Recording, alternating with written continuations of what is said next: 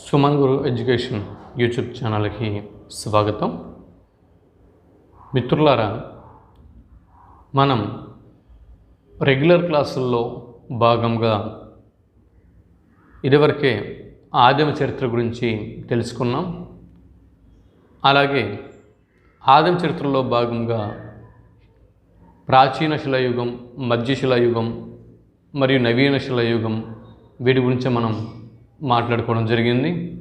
తర్వాత కాంస్యయుగం గురించి మనం చర్చించుకోవడం జరిగింది. కాంస్యయుగం గురించి చర్చించుకుంటూనే సింధు నాగరికత గురించి కూడా మనం చెప్పుకున్నాం. అలాగే అది పూర్తి చేసిన తర్వాత మనం ప్రాచీన కాలపు ఇనుప యుగపు సమాజాల గురించి మనం చర్చించుకోవడం జరిగింది. అదే ఇప్పుడు టాపిక్ నడుస్తుంది. అందులో భాగంగానే భారతదేశంలో తొలి ఇనుప యుగపు సంస్కృతి, ఆ కాలపు చారిత్రక విశేషాల గురించి మనం తెలుసుకుంటూనే ఆర్యుల గురించి మనం తెలుసుకోవడం జరిగింది. ఆర్యులకు సంబంధించినటువంటి కొన్ని విషయాల్ని మనం తెలుసుకున్నాం. ఈ ఆర్యుల కాలంలోనే భారతదేశంలో 4 వేదాలు అభివృద్ధి చెందాయి. అంటే ఈ ఆర్యుల కాలాన్నే వేదకాలపు సంస్కృతి అని కూడా చరిత్రలో మనం పేర్కోవడం జరుగుతుంది. ఈ ఆర్యులే భారతదేశంలోకి వచ్చి స్థిరపడిన తర్వాత వేదాలతో పాటు రామాయణం ఇతిహాసం, అంటే రామాయణము మరియు మహాభారతము అనేటటువంటి ఈ ఇతిహాసాలు కూడా వీరి కాలంలోనే రచించడం జరిగింది అని చరిత్ర చెబుతుంది. అయితే ఈ ఆర్యుల కాలంలో అభివృద్ధి చెందినటువంటి ఈ 4 వేదాల గురించినటువంటి ప్రాథమిక ప్రధాన సమాచారం గురించి లాస్ట్ వీడియోలో మీకు నేను అందించాను. ఇప్పుడు మనం ఈ ఆర్యుల కాలంలోనే భారతదేశంలో రచింపబడినటువంటి మరో ఒక ఇతిహాస గ్రంథం రామాయణం గురించి ఇప్పుడు మనం తెలుసుకుందాం. అయితే వివరాల్లోకి వెళ్తే రామాయణం ఇది భారతదేశపు ఆది కావ్యం. సంస్కృతంలో ఇది మొట్టమొదట రచించడం జరిగింది. వాల్మీకి మహర్షి రామాయణం గ్రంథము కర్త అని మనందరికీ తెలిసిన విషయమే. వాల్మీకి మహర్షి గురించి మొదటగా మనం తెలుసుకొని రామాయణంలోకి వెళ్దాం. ఇప్పుడు భారతదేశపు యావత్ భారతదేశపు ఆది కావ్యం అయినటువంటి రామాయణం గురించి తెలుసుకునే ముందు రామాయణం కావ్యంని రచించినటువంటి ఆది కవి అయినటువంటి వాల్మీకి మహర్షి గురించి మొదటగా మనం తెలుసుకుందాం. ఈయన వాల్మీకి మహర్షి భారతదేశంలోనే ఆది కవి. శ్లోకము అనే ప్రక్రియకు సృష్టికర్త వాల్మీకి. ప్రచేతసుని యొక్క 7వ పుత్రుడు వాల్మీకి మహర్షి. వాల్మీకి మహర్షి యొక్క తండ్రి ఎవరండి? ప్రచేతసుడు. వాల్మీకి మహర్షి యొక్క తండ్రి ప్రచేతసుడు. తర్వాత అందువల్ల ప్రచేతసుని యొక్క కుమారుడు కాబట్టి వాల్మీకి మహర్షిని ప్రాచేతసుడు అని మరియు రత్నాకరుడు అని పేర్లు కూడా ఉన్నాయి. వాల్మీకి మహర్షికి ఉన్నటువంటి ఇంకో 2 పేర్లు, ఒకటి ప్రాచేతసుడు, 2 రత్నాకరుడు అనేవి వాల్మీకి మహర్షికి ఉన్నటువంటి ఇతర పేర్లు. అంటే మరి ఈ రత్నాకరుడికి లేదా ప్రాచేతసుడికి వాల్మీకి అనేటటువంటి ఈ పేరు ఎలా వచ్చింది అంటే వల్మీకము అంటే పుట్ట. వల్మీకము అంటే అర్థము పుట్ట. ఈ పుట్ట నుండి వెలుపలకు వచ్చినటువంటి మహర్షి కనుక వాల్మీకి మహర్షికి ఆ పేరు స్థిరపడింది. అయితే ఈ వాల్మీకి రామాయణంను తెలుగులోకి అనువాదం చేసిన వారు ఎవరు అని బిట్టు వస్తే కీర్తిశేషులు పురిపండ అప్పలస్వామి, అలాగే ఆచార్య చెప్పగిరి జ్ఞానేశ్వర్. ఆచార్య చెప్పగిరి జ్ఞానేశ్వర్. అంటే మీకు డౌట్ రావచ్చు, అదేంటి మాస్టరు, మరి మొట్టమొదట తెలుగులో వెలువడిన రామాయణం రంగనాథ రామాయణం కదా, మరి గోన బుద్ధారెడ్డి గారు అని చెప్పాలి కదా అని మీకు డౌట్ రావచ్చు. ఆయన రంగనాథ రామాయణంని అంటే ఆయన స్వతంత్రంగా అంటే ఈ వాల్మీకి రామాయణంని యాజ్టీజ్గా అనువాదం చేయలేదు. వాల్మీకి రామాయణంని ఆధారంగా చేసుకుని దాన్ని మూల గ్రంథంగా చేసుకుని మనకి ఈ గోన బుద్ధారెడ్డి గారు స్వతంత్రముగా తన యొక్క స్వతంత్రమైనటువంటి రచన శైలిని ఉపయోగించి స్వతంత్రముగా ద్విపద కావ్యంగా ఆయన రచించారు. కాబట్టి అంటే ఒక్క కథ మాత్రమే మూల గ్రంథం నుంచి తీసుకొని టోటల్గా తనకి ఇష్టం వచ్చిన రీతిలో తాను సొంత శైలిలో తనకు నచ్చిన విధానంలో ఆయన రచించుకున్నాడు. కాబట్టి అది అంటే తొలి తెలుగు రామాయణం అవుతుంది తప్పించి వాల్మీకి రామాయణంని యాజ్ ఇట్ ఈజ్గా అలాగ అనువాదం చేసిన వారు కీర్తిశేషులు పురిపండ అప్పలస్వామి మరియు ఆచార్య చెప్పగిరి జ్ఞానేశ్వర్. మరియు వాల్మీకి వంశము బోయ వంశము. వాల్మీకి వంశము బోయ వంశము. ఈయన బోయ వంశము అని, అలాగే క్షత్రియ వంశము అని, అంటే రెండు విధాలుగా ఈయన గురించి పేర్కొంటున్నారు. వాల్మీకి మహర్షి బోయవాడని కొంతమంది, అలాగే క్షత్రియుడని కొంతమంది ఇలా మాట్లాడుకోవడం జరుగుతుంది, స్పష్టంగా తెలియదు. అయితే వాల్మీకి మహర్షి ఒక దారి దోపిడీదారుని, ఆయన ఒక దొంగ అని ఇలా మనకి సమాజంలో కట్టుకథలు వినిపిస్తూ ఉంటాయి. అయితే వాల్మీకి మహర్షి తనను గురించి తాను ఎక్కడ కూడా బోయ వంశానికి చెందిన వాడినని ఆయన వివరించుకోలేదు. అలాగే దారి దోపిడీదారుడు, అలాగే దొంగ అని ఈ కథలకి ఆధారాలు కూడా ఎక్కడా కూడా లేవు. వాల్మీకి మహర్షి ఒక దారి దోపిడీదారు, ఒక దొంగ అనడానికి ఎక్కడ కూడా ఆధారాలు, దేనికైనా కూడా ఒక ఆధారం అనేది ఉండాలి. అటువంటి ఆధారం అనేది చారిత్రకమైనటువంటి ఆధారాలు లేవు. కాబట్టి వాల్మీకి మహర్షి ఒక దారి దోపిడీదారు, దొంగ అని మనం పూర్తిగా నమ్మలేము. ఇది ఎంతవరకు వాస్తవమో ఎవరికీ తెలియదు. ఇతనికి అగ్నిశర్మ అని మరో నామధేయం కూడా ఉన్నది. వాల్మీకి మహర్షికి ఉన్నటువంటి మరో నామధేయము అగ్నిశర్మ. వాల్మీకి మహర్షికి ప్రధానంగా 3 శిష్యులు ఉన్నారు. వారు ఒకరు భరద్వాజుడు, అలాగే 2 లవుడు, 3 కుషుడు. లవకుశులు అంటున్నాం కదా, భరద్వాజుడు మరియు లవకుశులు ఈ 3 వాల్మీకి మహర్షి యొక్క శిష్యులు.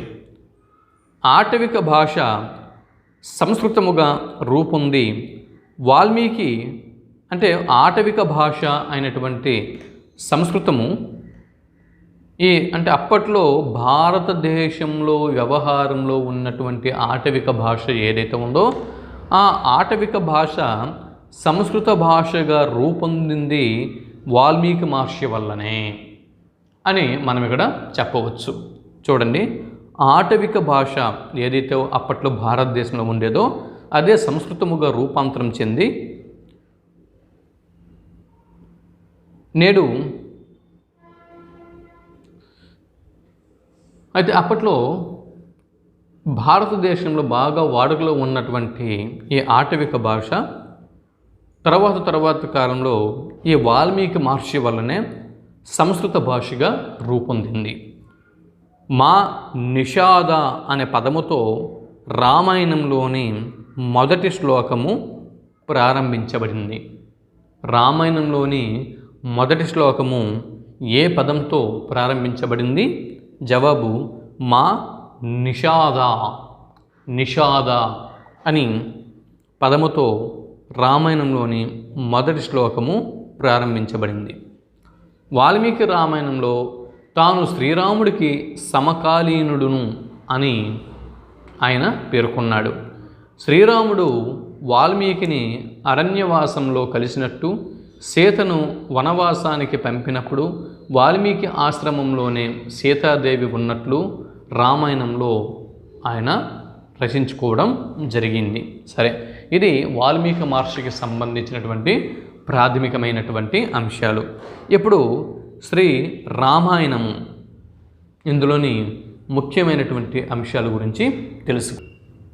రామాయణం, ఈ రామాయణం అసలు దీన్ని ఎందుకు చదవాలి, రామాయణంని ఎందుకు చదవాలి, రామాయణం యొక్క గొప్పతనం ఏమిటి, రామాయణం చదవడం వల్ల మానవ జీవితం ఏ విధంగా అర్థవంతమవుతుంది, ఏ విధంగా పరిపూర్ణత సాధిస్తుంది, ఈ విషయాల్ని తెలుసుకుందాం. మానవ జీవితాన్ని సంస్కరించగల ఒక గొప్ప మహాకావ్యం రామాయణం. మానవ హృదయాల నుండి ఇది ఎప్పటికీ చెరిగిపోని కథ రామాయణం. రామాయణంలో అమ్మా నాన్నల అనురాగము, పుత్రుల అభిమానము, అన్నదమ్ముల అనుబంధము, భార్యాభర్తల సంబంధము, గురుభక్తి శిష్యానురక్తి స్నేహఫలం,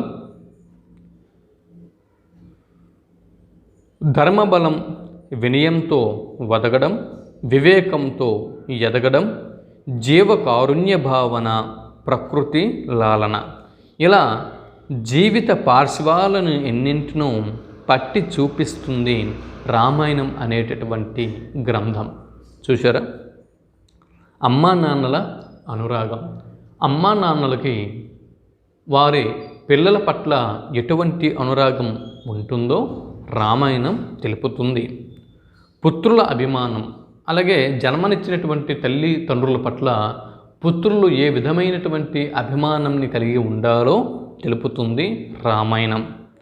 అన్నదమ్ముల అనుబంధం, అంటే రామ లక్ష్మణ భరత శత్రుఘ్నులు వీరి జీవితం ద్వారా అన్నదమ్ములు మధ్య అనుబంధం ఎలా ఉండాలో నేటి సమాజానికి పట్టి చూపిస్తుంది రామాయణం.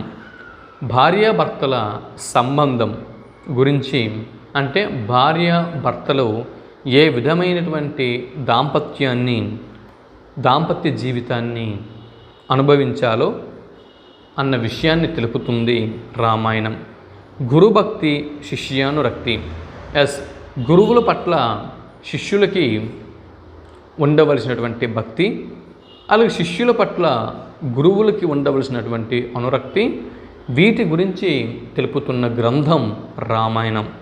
స్నేహఫలం, స్నేహం ఫలం, అంటే స్నేహం అంటే ఎలా ఉండాలో పట్టి చూపిస్తుంది రామాయణం.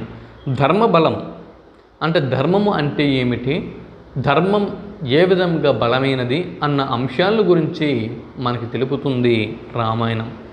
వినయంతో వదగడం, ఎదిగే కొద్దీ ఎంత క్షత్రియ పుత్రులైనా ఎంత పెద్దవాళ్ళైనా మనం జీవితంలో ఎదిగే కొద్దీ ఎంత ఉన్నత శిఖరాలకు మనం అధిరోహించినా వినయంతో ఒదిగి ఉండాలి, అలాగే వివేకంతో ఎదుగుతూ ఉండాలి అన్న అంశంని తెలుపుతుంది రామాయణం.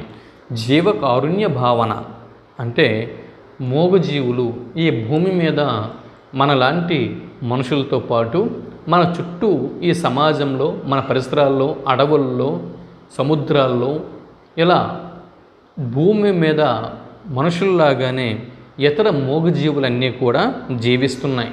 కాబట్టి వాటి పట్ల కరుణరసమైనటువంటి భావంని మనసులు ప్రదర్శించాలి అని జీవకారుణ్య భావనను తెలుపుతుంది రామాయణం. ప్రకృతి లాలన, ప్రకృతిని ఏ విధంగా మనం జాగ్రత్తగా దాన్ని కాపాడుకోవాలో, ప్రకృతి యొక్క గొప్పతనం ఏమిటో తెలుపుతుంది రామాయణం. ఇలా జీవిత పార్శ్వాలను, జీవితంలో అడుగడుగున మనం సాధించాల్సినటువంటి ధర్మాలని ఎన్నింటినో రామాయణం మనకి నేర్పుతుంది. రామాయణంని చదవడం అంటే జీవితాన్ని చదవడమే. మన జీవితాన్ని మనం చదువుకోవాలి అనుకుంటే రామాయణంనే మనం చదవాల్సి ఉంటుంది. రామాయణం ఇది పారాయణ గ్రంథం కాదు, ఇది ఏదో చదివి వదిలేయాల్సినటువంటి గ్రంథం కాదు, ఆచరణ ప్రధాన గ్రంథం. రామాయణంలోని ప్రతి అంశంని మనిషి తన నిత్య జీవితంలో ఆచరిస్తూ ముందుకి సాగాల్సి ఉంటుంది. ఉత్తమ ధర్మాలను ఆచరిస్తే మనిషి మనీషిగా ఎలా ఎదగగలడో నేర్పుతుంది రామాయణం. చిన్న చిన్న పాత్రల ద్వారా సమున్నత సందేశాల్ని అందిస్తుంది రామాయణ గ్రంథం. తర్వాత రాముని వంటి ఆదర్శమూర్తి, రామాయణం వంటి ఆదర్శ కావ్యం నా భూతో నా భవిష్యతి. చూశారా? నా భూతో నా భవిష్యతి అంటే అర్థం ఏమిటి? నా భూతో నా భవిష్యతి అంటే అర్థం ఏమిటి? నా భూతో అంటే రామాయణము కంటే ముందు మరొక గ్రంథం ఇటువంటిది లేదు. నా భవిష్యతి, అలాగే భవిష్యత్తులో కూడా రామాయణం లాంటి మరో గ్రంథం పుట్టబోదు అని అర్థం. అంటే నా భూతో నా భవిష్యతి, దీనికి భూతకాలమందు లేదు, తర్వాత దీనికి భవిష్యత్ కాలమందు కూడా ఇంకేది రాదు అని అర్థం. నా భూతో నా భవిష్యతి అంటే అర్థం. అంటే రాముని వంటి ఆదర్శమూర్తి ఇక్కడ రామాయణం కంటే ముందు చరిత్రలో వెతికిన దొరకరు, తర్వాత కూడా పుట్టబోరు. అలాగే రామాయణం వంటి ఆదర్శ కావ్యం అంతకుముందు రామాయణం కంటే ముందు లేదు, తర్వాత రామాయణం తర్వాత ఇంకా ఏది కూడా అటువంటి గ్రంథం రాబోదు. మనిషి ఉన్నంతకాలం రామాయణం ఉంటుంది. ప్రపంచ సాహిత్యములోనే ఆది కావ్యం రామాయణం. వాల్మీకి మహర్షి దీనిని రచించి ఆది కవిగా కీర్తి పొందాడు. రామాయణం, పౌలస్త్యవధ, సీతాయాశ్చరితం, మహత్ అనే 3 పేర్లు రామాయణ గ్రంథానికి ఉన్నాయి. 6 కాండలతో అంటే ఉత్తరకాండంని విడిచిపెట్టి 6 కాండలతో 24,000 శ్లోకాలతో సంస్కృత భాషలో సాగిన రచన రామాయణం. రామాయణంలోని మొత్తం శ్లోకాల సంఖ్య ఎంత? 4,000 శ్లోకాలు, 24,000 శ్లోకాలు. రామాయణంలోని మొత్తం శ్లోకాల సంఖ్య ఎంత అని బిట్టు వస్తే 24,000 శ్లోకాలు. 24,000 శ్లోకాలు. ఇది సంస్కృత భాషలో సాగినటువంటి రచన రామాయణం. తరువాతి కాలంలో ఎన్నో రామాయణాలు వచ్చాయి. మన దేశంలోనే కాదు, ప్రపంచంలోని పలు దేశాల్లో ఈ రామాయణ కథ మనకు కనిపిస్తుంది. వారి వారి ప్రతిభను అనుసరించి వాల్మీకి కథకు జోడింపులు చేసిన కవులు ఉన్నారు. అవే నిజం అన్నంతగా ప్రచారం పొందాయి కొన్ని సంఘటనలు. వాల్మీకి రామాయణ కథను సంక్షిప్తంగా ఇక్కడ నేను అందిస్తున్నాను. ఈ వాల్మీకి రామాయణం కథ సమున్నత సమాజాన్ని నిర్మిస్తుంది అని, అలాగే ముందు తరాల వారికి స్ఫూర్తిగా నిలుస్తుంది అని ఒకసారి కోరుకుంటూ రామాయణం కథని నేను ప్రారంభిస్తున్నాను. మొదటగా బాలకాండ గురించి చూద్దాం. బాలకాండలో ఏమేమి అంశాలు ఉన్నాయి ఇప్పుడు మనం చూద్దాం.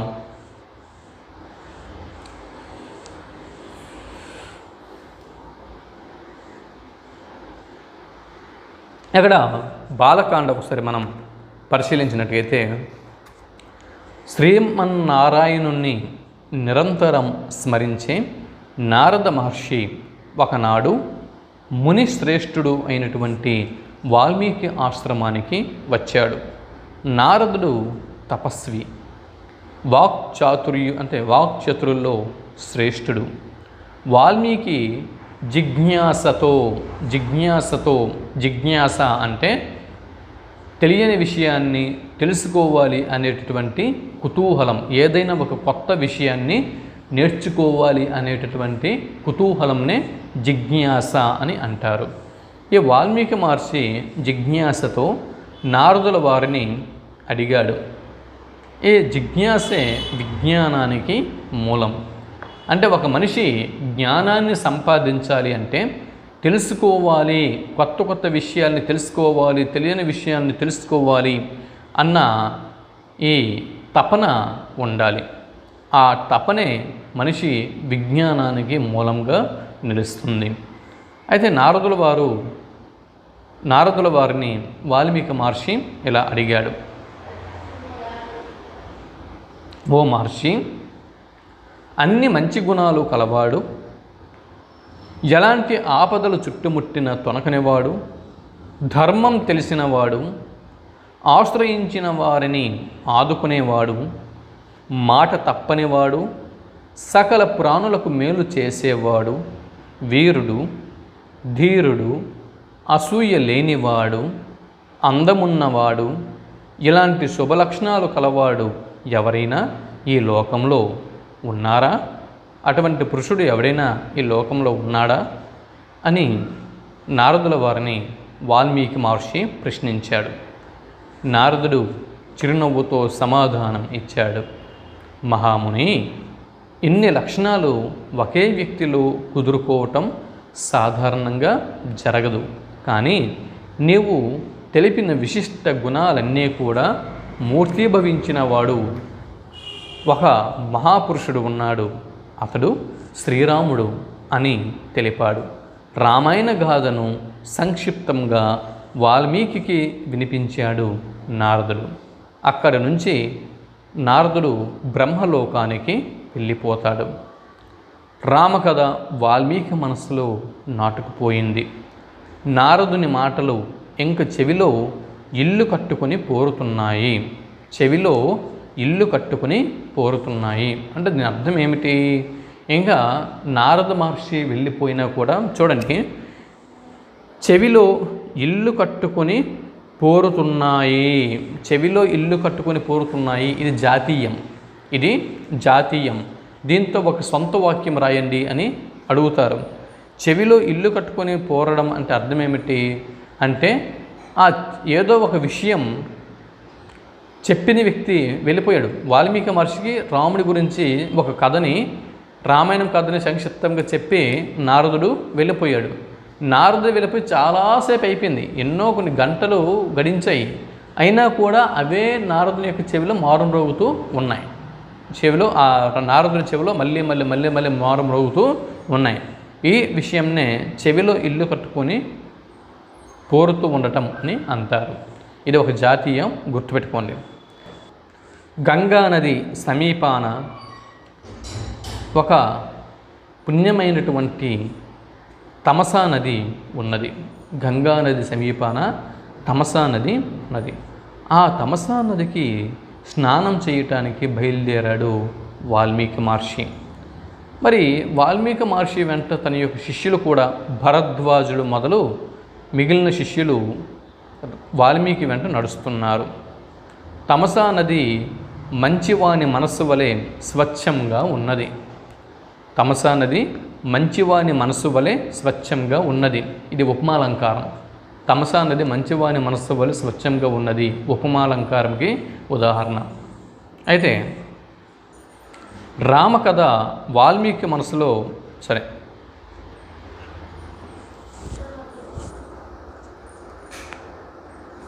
స్నానానికి నదిలోకి దిగిన వాల్మీకి చుట్టూ ఉన్న ప్రకృతి అందాలకు పరవశిస్తున్నాడు. తమసా నదిలోకి స్నానం కోసం దిగాడు వాల్మీకి. దిగిన తర్వాత చుట్టూ కూడా కొండలు, కోనలు, పచ్చని చెట్లు, వివిధ రకాల రంగురంగుల పువ్వులు, పూలతో కూడినటువంటి పూల మొక్కలు, చిన్న చిన్న మోగజీవులు, తుమ్మెదలు, అంటే ఆకాశంలో సంచరిస్తున్నటువంటి సీతాకోక చిలుకలు, పక్షులు, ఇలా రకరకాలైనటువంటి పక్షుల కిలకిలలు, శబ్దాలు, ఇలా అనేక రకాలైనటువంటి ఈ విధానాలతో, అంశాలతో ఆ ప్రకృతి అంతా కూడా శోభాయమానంగా ఉన్నది. ఆ ప్రకృతి వాల్మీకి మహర్షికి ఎంతగానో నచ్చింది. ఆ ప్రకృతి అందాలకు మైమర్చిపోయి పరవశిస్తున్నాడు వాల్మీకి మహర్షి. సమీపంలో ఒక చెట్టు కొమ్మ పైన క్రౌంచ పక్షుల జంటను చూశాడు. వాల్మీకి మహర్షి వేటిని చూశాడండి? క్రౌంచ పక్షుల జంటని. సమీపంలో ఒక చెట్టు కొమ్మ పైన క్రౌంచ పక్షుల జంటని వాల్మీకి మహర్షి చూశాడు. వాటి అనురాగం ముచ్చట గొలుపుతుంది. క్రౌంచ పక్షుల యొక్క అనురాగం ముచ్చట గొలుపుతున్నది. వాటి మధుర ధ్వనులు వీణుల విందు చేస్తున్నాయి. వీణుల విందు ఇది కూడా జాతీయమే. ఇక్కడ వీణులు అంటే చెవులు, వీణుల విందు అది చెవులకి అంటే వాటి యొక్క మధుర ధ్వనులు ఇక్కడ వీణుల విందు చేస్తున్నాయి. ఇంతలో ఒక వేటగాడు క్రూర బాణంతో మగపక్షిని నేలకూల్చాడు. అది నెత్తురోడుతూ విలవలలాడుతూ ప్రాణాలను విడిచింది.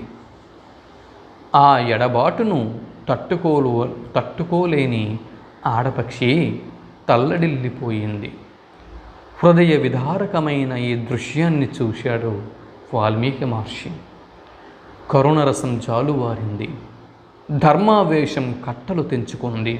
వెంటనే నోటి వెంట అప్రయత్నంగా వాల్మీకి నోటి వెంట అప్రయత్నంగా ఒక శ్లోకం అనేది జనించింది. మా నిషాద ప్రతిష్టాంత్వ మగమహ శాశ్వతీ సమ యత్ క్రౌంచ మిథునాధేకం అవధి కామమోహితం అన్న శ్లోకం అనేది జనించింది. ఓ కిరాతుడా, క్రౌంచపక్షి జంటలో పరమశమై ఉన్న ఒక పక్షిని చంపిన నీవు శాశ్వతంగా అపకీర్తి పాలవుదువుగాక అని శపించాడు వాల్మీకి మహర్షి. అననైతే అన్నాడు, కానీ తరువాత వాల్మీకి మహర్షికే ఆశ్చర్యం వేసింది.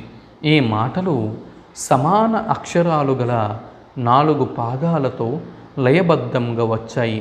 ఇది ఛందోబద్ధమైనటువంటి శ్లోకమే అని నిర్ధారించుకున్నాడు వాల్మీకి. అంటే వాల్మీకి మహర్షికి తెలియకుండానే తన నోటి వెంట ఒక శ్లోకం అనేది జనించింది. అంటే ఈ శ్లోకం అనేది శోకం నుంచి పుట్టింది.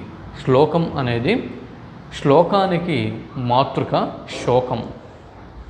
ఆశ్రమానికి వచ్చారు అందరూ అంటే వాల్మీకి మహర్షి మరియు వాల్మీకి మహర్షి వెంట ఉన్నటువంటి శిష్యులు వారందరూ కూడా ఆశ్రమానికి తిరిగి వచ్చారు. కానీ క్రౌంచపక్షి యొక్క దారుణ దృశ్యం మాత్రం వాల్మీకి మనసు నుంచి ఇంకా వెనుదిరడం లేదు. అదే ఆలోచన, అదే ఆవేదన. ఇంతలో సృష్టికర్త అయిన బ్రహ్మ వాల్మీకిని చూడటానికి ఆశ్రమానికి వచ్చాడు. అతనికి శాస్త్రోక్త ఉపచారాలన్నీ చేశాడు వాల్మీకి. అది బ్రహ్మదేవుడు అంటే వాల్మీకి మహర్షి ఆవేదనతో ఉన్నాడు. ఇంతలో సృష్టికర్త అయినటువంటి బ్రహ్మదేవుడు వాల్మీకిని చూడటానికి వాల్మీకి ఆశ్రమానికి వచ్చాడు. అయితే అతిథి బ్రహ్మదేవుడు అంతటి పెద్ద అతిథి, గొప్ప అతిథి వాల్మీకి ఆశ్రమానికి వచ్చాడు కాబట్టి అతనికి శాస్త్రోక్త ఉపచారాలు అన్నీ కూడా చేశాడు వాల్మీకి. అంటే శాస్త్రబద్ధంగా సంప్రదాయబద్ధమైనటువంటి అన్ని రకాల సేవల్ని చేశాడు వాల్మీకి.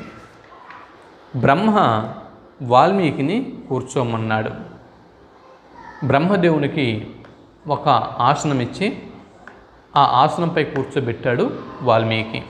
బ్రహ్మ ఆసనం కన్నా కొంచెం తక్కువ ఎత్తుగల ఆసనం పైన కూర్చున్నాడు వాల్మీకి. చూసారా, ఇది పెద్దల పట్ల మనం ప్రవర్తించవలసినటువంటి తీరును తెలుపుతుంది. ఇది మన భారతీయ సంప్రదాయం, ఇది భారతీయుల యొక్క సంస్కారం. మనం పాశ్చాత్య పోకడలకి పోయి ఎవడైతే నాకేమి, పెద్దవాళ్ళైతే నాకేంటి, గొప్ప వాళ్ళేం ముమ్మట పుట్టారా అని రకరకాలుగా ఈ రోజుల్లో పెద్దలకు మినిమం రెస్పెక్ట్ కూడా ఇవ్వనటువంటి సమాజంలో మనం బతుకుతున్నాం. చాలామంది పెద్దలకి ఒక రెస్పెక్ట్, గౌరవము అనేది ఇవ్వాల్సినటువంటి గౌరవం చాలామంది ఇవ్వరు. కానీ మన భారతీయ సంస్కృతి, అందులోనూ రామాయణం ద్వారా చూడండి, వాల్మీకి మహర్షి అంతటి పెద్ద మహర్షుల వారే బ్రహ్మదేవుడు రాగా బ్రహ్మదేవుడికి ఒక ఎత్తైన ఆసనం, తనకన్నా తక్కువ ఎత్తు ఉన్నటువంటి ఆసనం పైన కూర్చున్నాడు. ఇది పెద్దల పట్ల వాల్మీకి మహర్షి వినయం చూపుతూ ప్రవర్తిస్తున్నాడు అని మనం గుర్తించాలి. ఈ అంశంని మనం కూడా నేర్చుకోవాలి. బ్రహ్మ ఎదురుగా ఉన్న క్రౌంచపక్షి బాధ వాల్మీకిని వదలటం లేదు. మనసులో వాల్మీకి మనసులో మానీషాద అనేటటువంటి శ్లోకమే మళ్ళీ ధ్వనించింది. అంటే అదే శ్లోకం మళ్ళీ వాల్మీకి మహర్షిని అంటే ఆ శ్లోకం గుర్తుకు వస్తున్నది. ఇవన్నీ పసిగట్టిన తెలిసినటువంటి బ్రహ్మ చిరునవ్వును చిందిస్తూ ఓ ఋషీశ్వర నీవు పలికినది శ్లోకమే, అది నా సంకల్ప ప్రభావమే. ఈ ఛందస్సు అనుష్ఠూప్ ఛందస్సులోనే, అంటే నీ నోటి వెంట వచ్చినటువంటి ఆ పద్యము అనుష్ఠూప్ ఛందస్సులో ఉంది కనుక ఈ అనుష్ఠూప్ ఛందస్సులోనే శ్రీరామచరిత్రను రాయమని బ్రహ్మదేవుడు వాల్మీకి ఆదేశించాడు.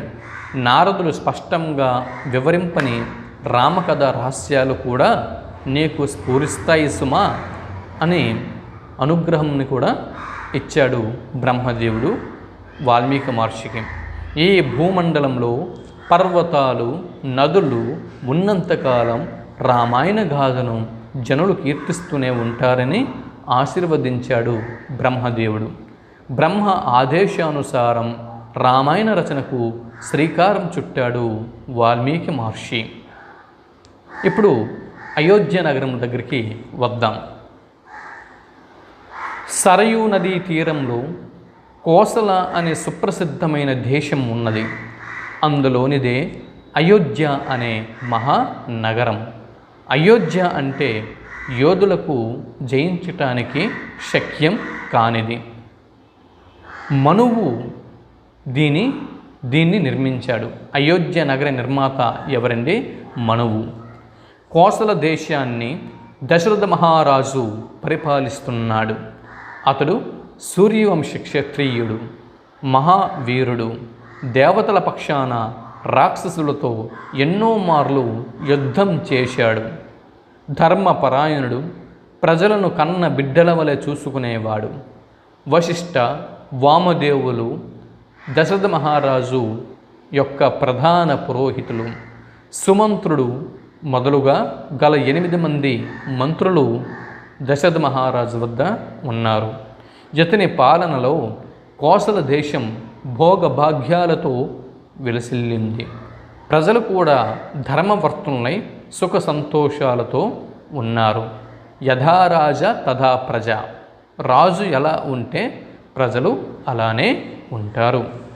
ఎన్ని ఉన్నా సంతానం లేదన్న చింత దశరథుణ్ణి కొంగదీసింది. సంతాన ప్రాప్తి కోసం అశ్వమేధయాగం చేయాలన్న ఆలోచన కలిగింది దశరథ మహారాజు వారికి. వెంటనే పురోహితుడు గురువులతో సమావేశమయ్యాడు. మనసులోని మాటను చెప్పాడు. వారు తథాస్తు అన్నారు. సరయూ నదికి ఉత్తర తీరంలో యజ్ఞవేదిక సిద్ధమయ్యింది. మంత్రి సారథి అయిన సుమంత్రుడు ఆ యాగానికి ఋష్యశృంగ మహర్షిని ఆహ్వానిస్తే ఫలవంతమవుతుంది అని సూచించాడు. ఋష్యశృంగుడు విభాండక మహర్షి యొక్క కుమారుడు, నిష్ఠాగరిష్ఠుడు. అతడు ఎక్కడ ఉంటే అక్కడ వానలు బాగా కురుస్తాయి అంటే అంత పుణ్యమైనటువంటి చరిత్ర కలవాడు అని అర్థం. దశరథుని ఆజ్ఞ మేరకు ఋష్యశృంగుణ్ణి సగౌరవంగా తోడ్కొని వచ్చారు. 3 రోజుల పాటు అశ్వమేధయాగం శాస్త్రోక్తంగా నిర్వహించారు. తరువాత దశరథుడు ఋష్యశృంగునితో పుత్ర ప్రాప్తి కోసం చేయవలసిన క్రతువులను గురించి అడిగాడు. ఆ భారాన్ని ఋష్యశృంగునిపైనే ఉంచాడు. దశరథుని అభ్యర్థనను మన్నించిన ఋష్యశృంగుడు పుత్రకామేష్టి అనే యాగాన్ని ప్రారంభించాడు. హవిస్సులను అందుకోవటానికి బ్రహ్మాది దేవతలు, గంధర్వులు, సిద్ధులు, మహర్షులు యజ్ఞశాలలో ప్రత్యక్షమయ్యారు. అదే సమయంలో దేవతలందరూ బ్రహ్మను చేరి తమ గోడును వెళ్ళబోసుకుంటారు. రావణాసురుడు బ్రహ్మ వరప్రభావం చేత విర్రవీగుతూ తమను చిత్రహింసలకు గురి చేస్తున్నాడు అన్నారు. ముల్లోకాలను బాధించడమే కాక ఇంద్రుణ్ణి సైతం రాజ్యభ్రష్టుణ్ణి చెయ్యటానికి పూనుకున్నాడు అని తెలిపారు. అతని దుండగాలకు అంతే లేదు అన్నారు. ఋషుల యక్ష గంధర్వుల మాట అటుంచి అతని భయంతో సూర్యుడు, సముద్రుడు, వాయువు కూడా తమ సహజ స్థితిని ప్రకటించలేకపోతున్నారు అని వాపోయారు. అతని పీడ విరగడయ్యే ఆలోచనను బ్రహ్మనే చెప్పమని వేడుకున్నారు. బ్రహ్మ దేవతలతో రావణుడు గంధర్వ, యక్ష, దేవదానవులచే మరణం లేకుండా నన్ను వరం కోరాడు. మానవుల పట్ల అతనికి చులకన భావం, అందుకే వారిని గురించి ప్రస్తావించలేదు కనుక మానవుని చేతిలోనే రావణునికి మరణం ఉందని చెప్పాడు. ఎంతలో శ్రీ మహావిష్ణువు శంఖ చక్ర గదాధారి అయి వచ్చాడు. దేవతలు ఆ దేవదేవుణ్ణి అనేక విధాలుగా స్తుతించారు. వర గర్వం చేత కన్ను మిన్ను గానక జాతీయం. ఎక్కడి నుంచి సొంత వాక్యం వచ్చే అవకాశం ఉంది చూడండి. కన్ను మిన్ను గానక ప్రవర్తిస్తున్న రావణుణ్ణి సంహరించటానికి మానవుడిగా అవతరించమని అభ్యర్థించారు. దశరథ మహారాజు గారి 3 భార్యలకు 4 రూపాలలో పుత్రుడవు కమ్మని ప్రాధేయపడ్డారు. అభయమిచ్చాడు ఆశ్రిత వత్సలుడు. అందరి పూజల్ని అందుకుని అంతర్ధానమయ్యాడు. ఆశ్రిత వత్సలుడు అంటే అర్థం ఏమిటి? ఆశ్రిత వత్సలుడు అంటే తనను ఆశ్రయించిన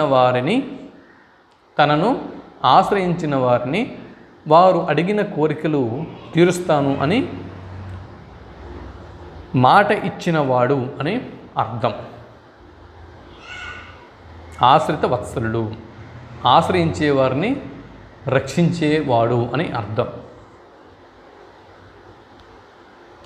దశరథుడు పుత్రకామేష్టి చేసినప్పుడు యజ్ఞకుండం నుంచి గొప్ప తేజస్సుతో కూడిన ఒక దివ్య పురుషుడు ఆవిర్భవించాడు.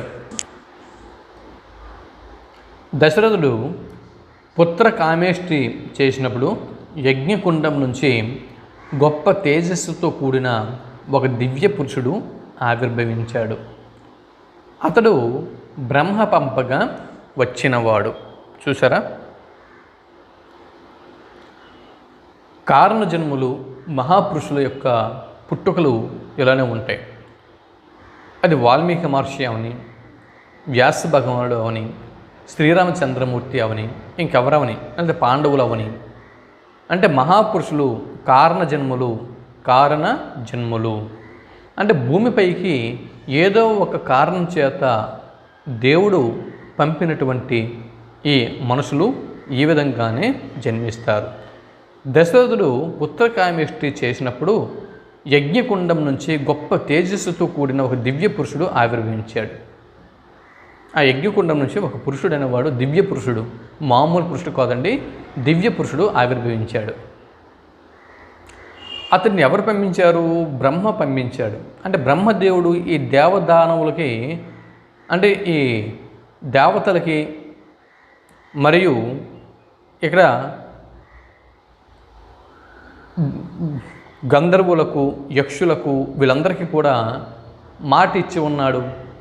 అంటే ఎలాగైనా కూడా మీ యొక్క అంటే రావణుని బాధ నుంచి మీకు ఉపశమనం కలిగిస్తాను, కొన్నాళ్ళు ఓపిక పట్టండి అని చెప్పి బ్రహ్మదేవుడు ఇదివరకే వాళ్ళకి మాట ఇచ్చున్నాడు. కాబట్టి బ్రహ్మదేవుడు ఒక దివ్య పురుషుడిని పంపించాడు ఆ యజ్ఞకుండంలోకి. యజ్ఞకుండం నుంచి ఒక దివ్య పురుషుడు వచ్చాడు. అతడి చేతిలో బంగారు పాత్ర ఉంది. ఆ బంగారు పాత్ర మీద వెండి మూత ఉన్నది. అందులో దివ్య పాయసం ఉన్నది. దాన్ని దశరథునికి అందించాడు ఆ దివ్య పురుషుడు. ఈ పాయసం సంపదలను ఇస్తుంది, ఆరోగ్యాన్ని పెంపొందిస్తుంది, అన్నిటిని మించి సంతానాన్ని ప్రసాదిస్తుంది అని చెప్పాడు. పేదవాడికి పెన్నిది, పేదవాడికి పెన్నిది దొరికినట్లు. చూసారా, పేదవాడికి పెన్నిది దొరికినట్లు. పెన్నిది అంటే ఏమిటి? ఒక పెద్ద నిధి, డబ్బుల మూట, బంగారము, వజ్రాలు, వైడూర్యాలు ఇటువంటి వాటితో కూడినటువంటి ఒక పెద్ద నిధి దొరికినట్లు.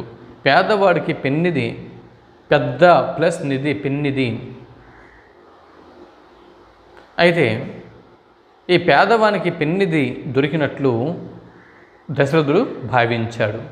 అతడికి మనస్సు ఆనంద తాండవం చేసింది. దశరథుడి యొక్క మనస్సు, దశరథుని యొక్క హృదయంలో ఈ మనస్సు అనేది ఆనందంతో తాండవం చేసింది. తర్వాత దివ్య పాయసాన్ని తన భార్యలు అయినటువంటి కౌసల్య, సుమిత్ర, కైకేయిలకు పంచాడు. సంవత్సర కాలం గడిచింది. చైత్రమాసము శుద్ధ నవమి నాడు కౌసల్య దేవికి శ్రీరాముడు జన్మించాడు. ఏంటి చైత్రమాసము శుద్ధ నవమి అంటే అర్థం ఏమిటి? శుద్ధ నవమి అంటే అర్థం ఏమిటి అంటే తిథులు ఉంటాయి. పాడ్యమి నుంచి అమావాస్య వరకు అంటే అంటే చూడండి, పాడ్యమి, విద్య, తదియ, చవితి, పంచమి, షష్ఠి, సప్తమి, అష్టమి, నవమి, దశమి, ఏకాదశి, ద్వాదశి, త్రయోదశి, చతుర్దశి, పౌర్ణమి లేదా అమావాస్య అని ఈ తిథులు అనేవి ఉన్నాయి. అయితే అందులో ఈ తిథులు చూడండి, ఇక్కడ చంద్రుడు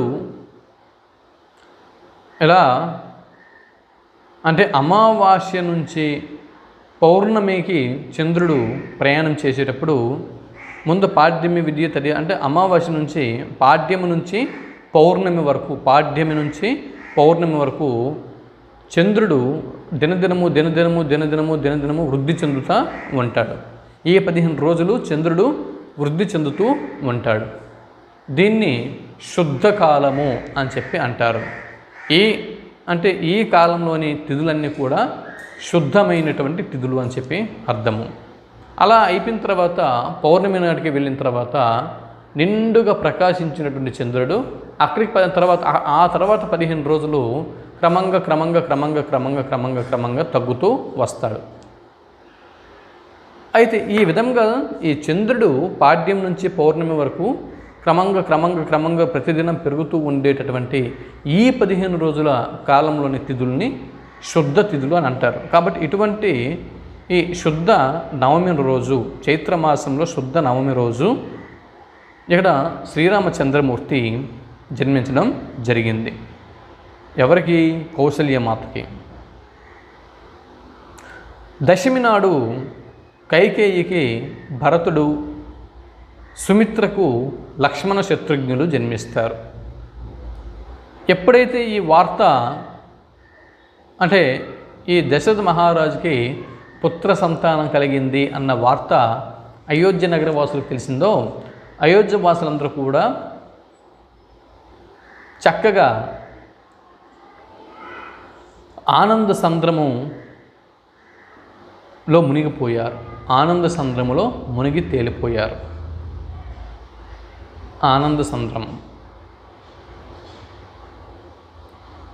ఇక్కడ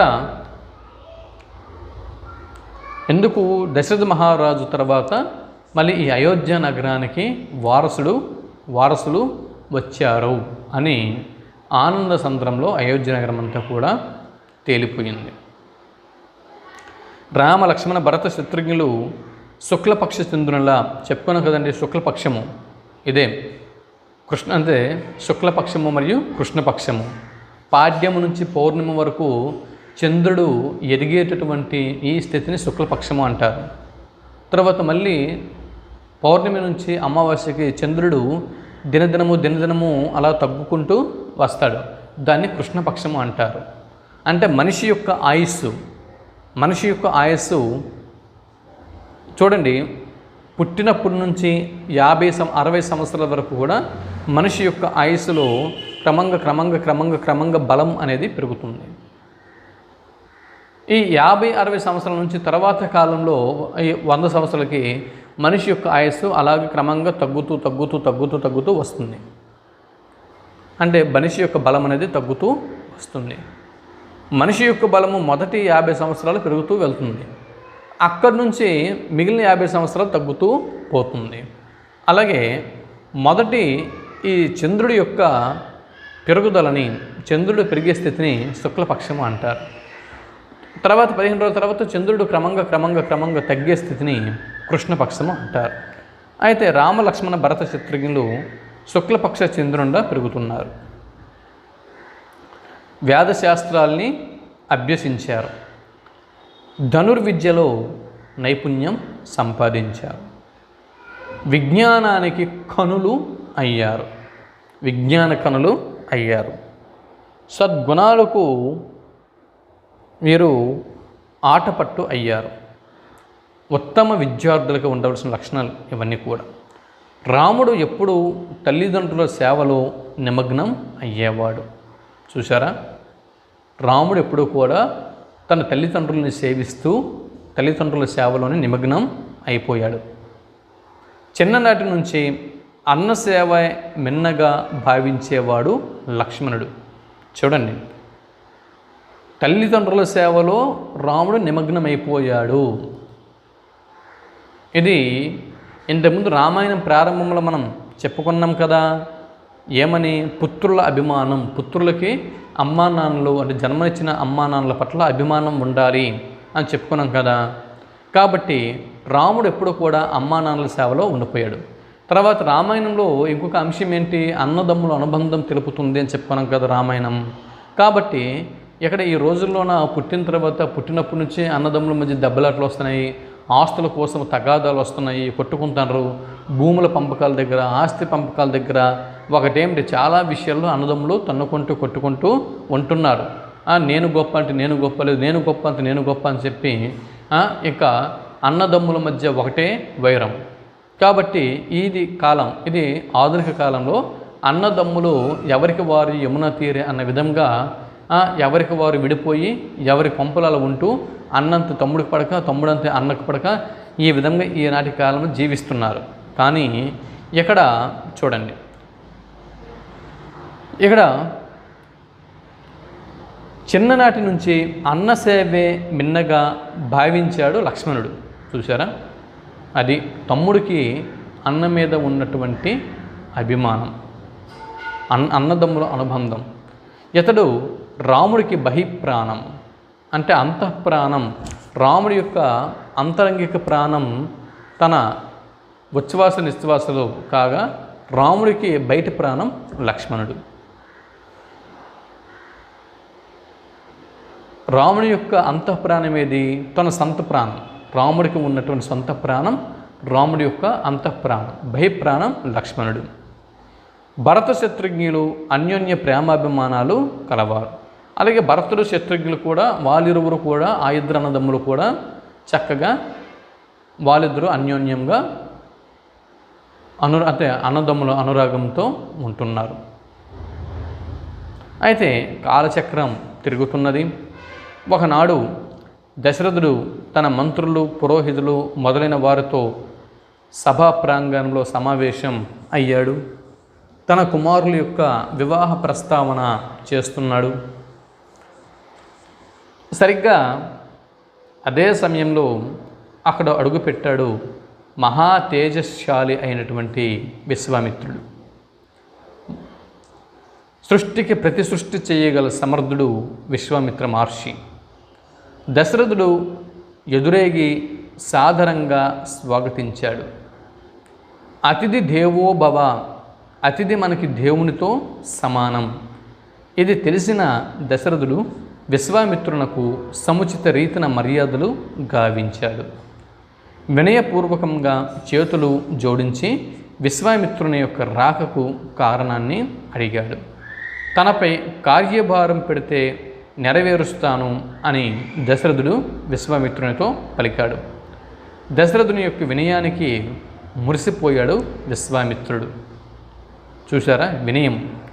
రామాయణంలోని వినయము అనేటువంటి ఈ లక్షణానికి ఇది ఒక ఉదాహరణ. దశరథుడికి విశ్వామిత్రుడు వంటి ఒక గురువు పట్ల వినయం, ఆ వినయంతో అతిథి సేవలు శాస్త్రోక్తంగా చేశాడు. దశరథుని యొక్క వినయానికి మురిసిపోయాడు విశ్వామిత్రుడు.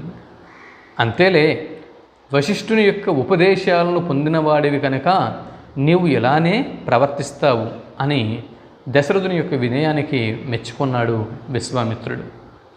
విశ్వామిత్రుడు దశరథునితో తాను వచ్చిన పనిని ఇప్పుడు తెలుపుతాను అని అన్నాడు.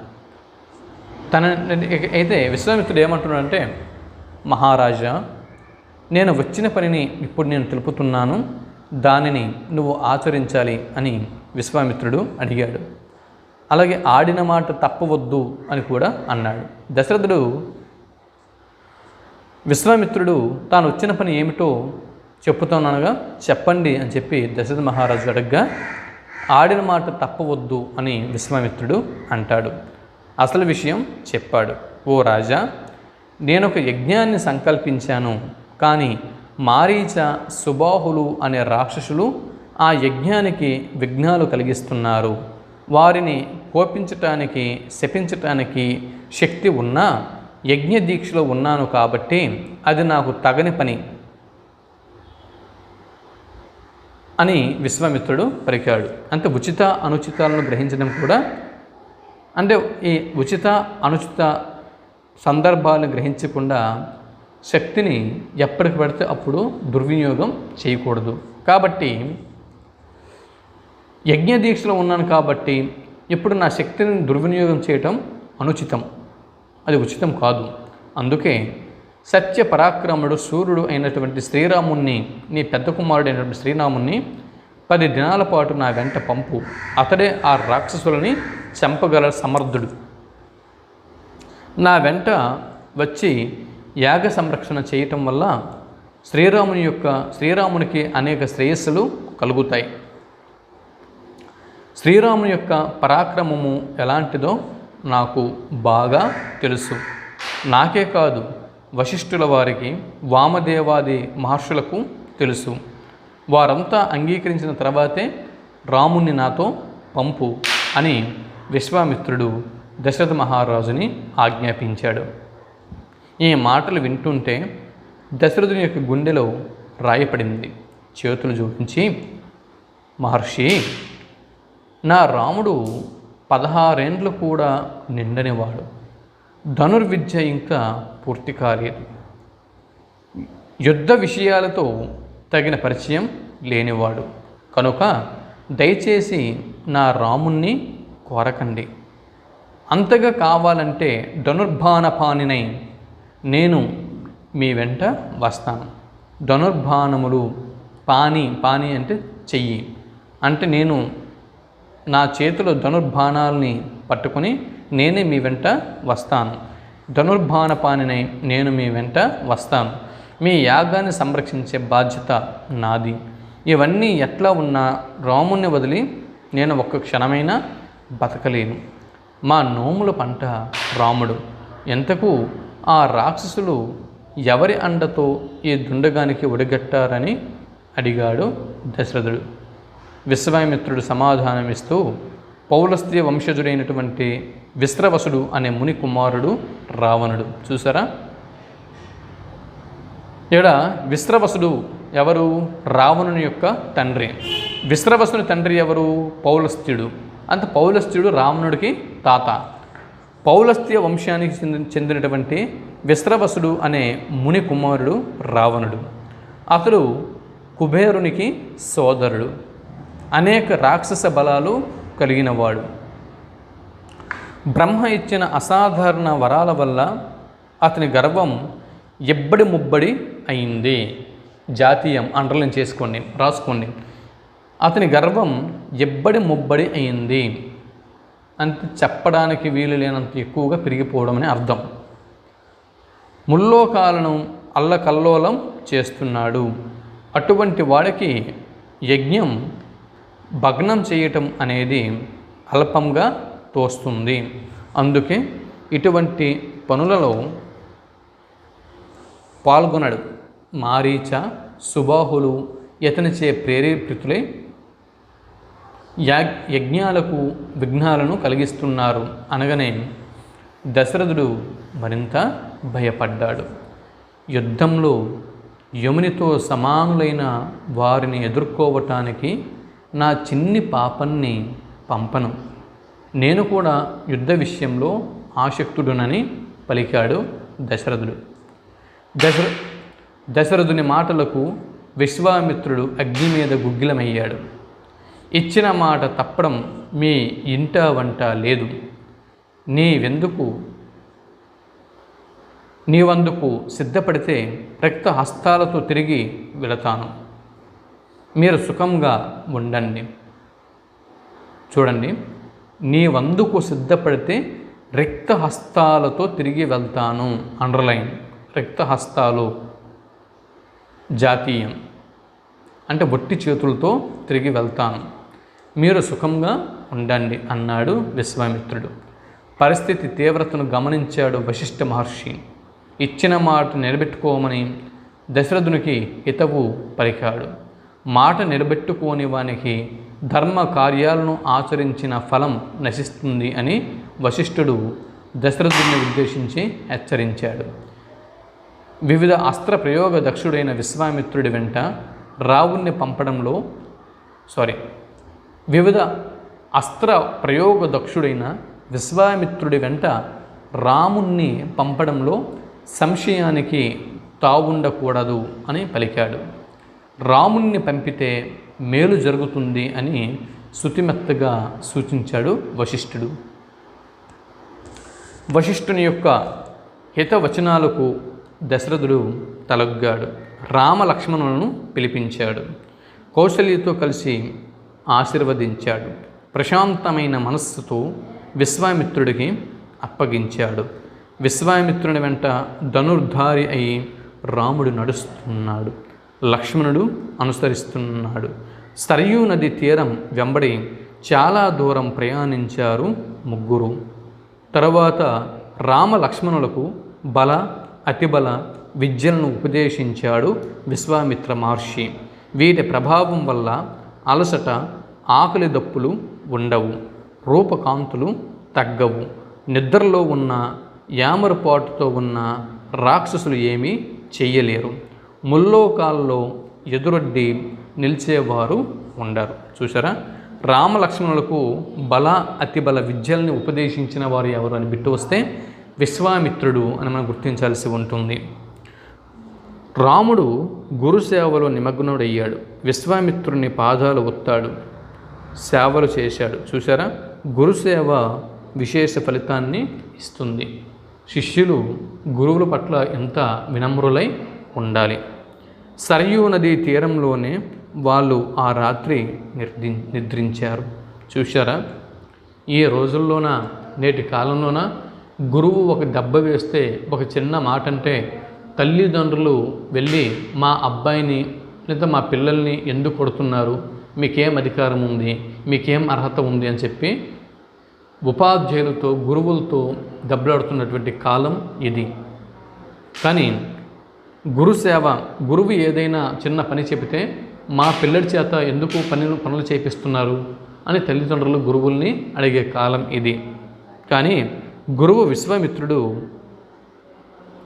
విశ్వామిత్రుణ్ణి గురుసేవ చూడండి ఏం చేస్తున్నారు, విశ్వామిత్రుని యొక్క పాదాలు ఒత్తారు. రాముడు గురుసేవలో నిమగ్నమయ్యాడు.